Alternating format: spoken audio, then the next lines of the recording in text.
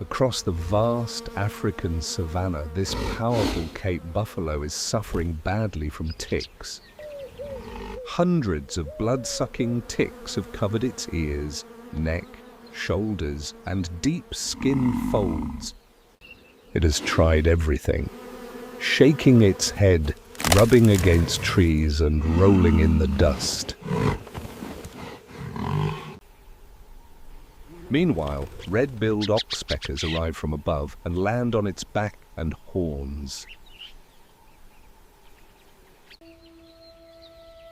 With incredible precision, the red-billed oxpecker removes harmful ticks from the buffalo's skin, helping the giant find relief. Finally, the exhausted buffalo walks into the river for full relief.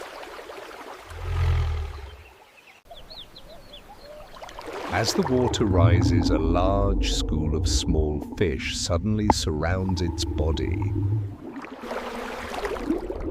Underwater, the fish begin cleaning its belly, legs, and every hidden fold. Oxpeckers still trying to help the giant in the water.